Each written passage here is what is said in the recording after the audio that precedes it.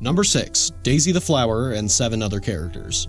This is probably the most well-known one on the list. Very similar to Cassie Cutie Pillar, Daisy was the original character that was going to be lowering towards you during the musical memory game. She was a flower marionette suspended on strings with a very unsettling face. Like Cassie, Daisy also appeared briefly in the trailer for Chapter 2. Daisy was abandoned because we wanted a character with more theming, and a way to alert the player that death was getting closer and closer. And this is where things got difficult. We went through 7 completely different character concepts for the musical memory toy. A monkey, a clown, a fox, a princess, a bluebird, another bird, a ballerina bird, and finally, a bunny.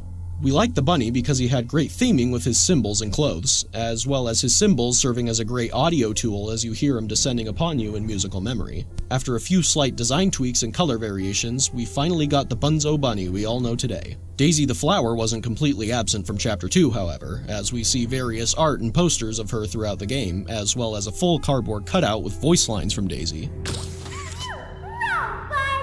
Number 7. Mommy Longlegs Alternate Designs. Mommy Longlegs went through dozens of designs before she became the noodly pink maniac we all know today.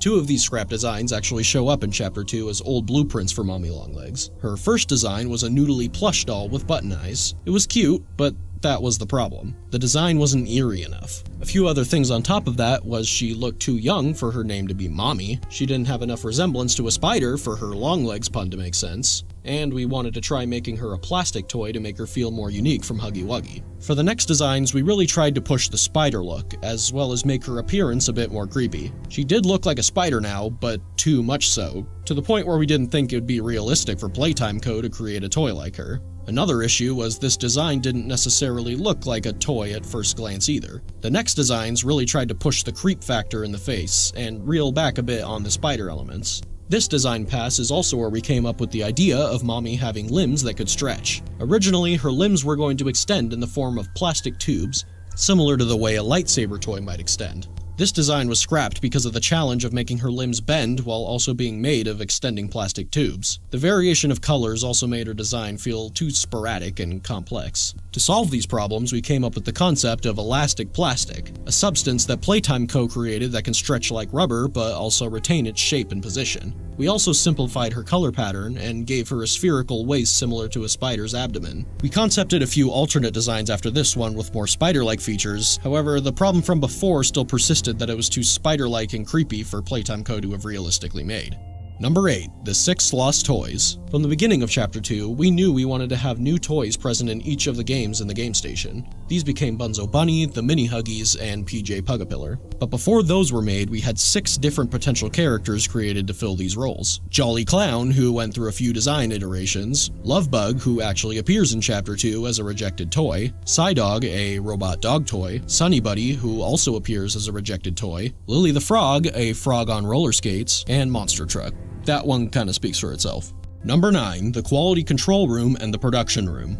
In Chapter 2, before entering musical memory, we take a detour to the molding room where you create the green electric hand. In an early version of the chapter, every game you go to was going to be paired with a factory room similar to the molding room. Whack-A-Wuggy had the production room and Statues had the quality control room. These rooms were never implemented into the game and were scrapped during the concept phase because they just seemed like unnecessary filler. Number 10. Mommy Longlegs Death Scene. One of Chapter 2's most infamous moments is the death of Mommy Longlegs. After minutes of running away from Mommy, you're backed into a corner with no way out. But just as all hope seems lost, you pull down a lever that activates a grinder.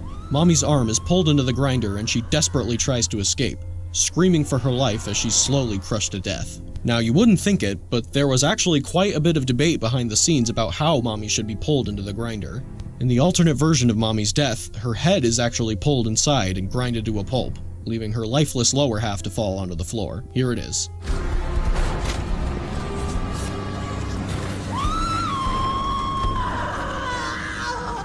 What have you done? You make me part of you! You can't do this to me!